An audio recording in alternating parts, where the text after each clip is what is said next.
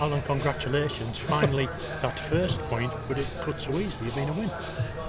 Yeah, I think after the dreadful start, we probably created the best chances to win the game. And Luke Chalman, I think he said he never caught it quite right, and that would have given a 2-2. And then Nella comes on and scores that one. So I'm just so frustrated. Really, we've done loads and loads of work.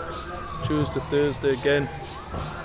Tried to follow on from the second half at Bradford Park Avenue, and then you just see that, and it doesn't matter what tactics you do there, that's about desire and wanting to go ahead the ball. And I've just honestly, it's the first time I've really lost it with the lads in the dressing room at half time, and we got the response, but I've just never seen people waiting for each other like that to try and attack the ball. We weren't stopping crosses because we were that worried what's going on behind us. We weren't even being first to any crosses that were coming in. Their little men were scoring goals. It was absolutely shocking defending, and I'll hold my hands up and say that it was really bad. But we've done loads of work Tuesday, Thursday, and then you never see that on Thursday. But then it comes to a game, and then they give you that. It's just not acceptable. I could have took any of them off at the back there. Alex Story, Lexus, I could have took any of them two off. Yeah. At 2-0, it was a bit worrying, wasn't it? Because their tails are up and they were looking for the third one. But fortunately, Luke Chalman got the goal back, which changed the dynamic of the game, didn't it? I know what I've got to tack on wires, really, but I'm having to sit some of them on the bench just to try and plug a gap that we've got a problem with. And every time the ball was going wide or from set players coming in the box, they just looked nervous.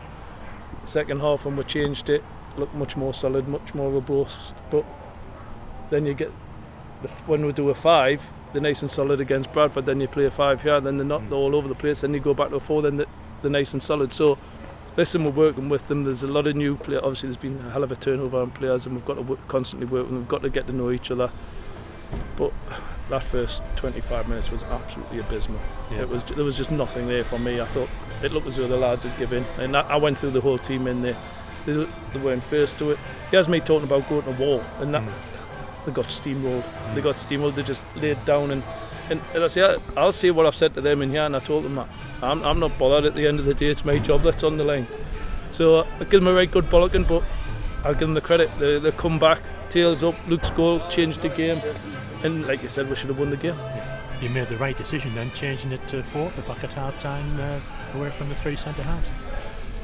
I had to, for my own sanity, to be honest. I'd seen enough. I was going to do it after 25 minutes. But I don't like doing that to players. It's just the way I am. But I should have probably done it. But listen, we should have won that game at the end. We could easily lost it by more, by the way.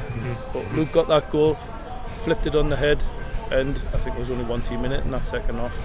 It was great for Andrew Nelson, wasn't it? He's had his injury problems. He hasn't scored a goal for a while because of that. He missed a whole season at Torquay, for example, and it was great for him to get that equaliser. Look, we know what Nella is. We know what Nella's going to do for us, but we've got to be so patient with that kid.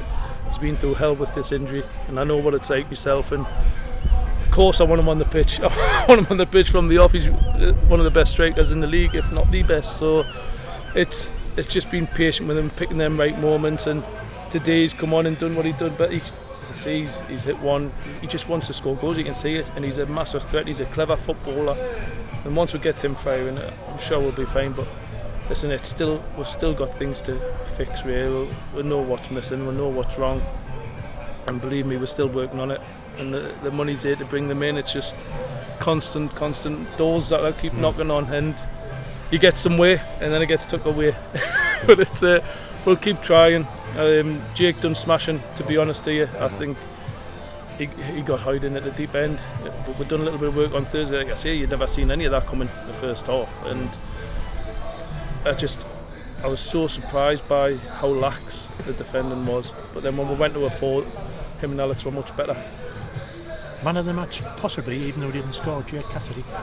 Cass's work rate is phenomenal. I think people don't understand his role, what he does for the team. He holds the ball up.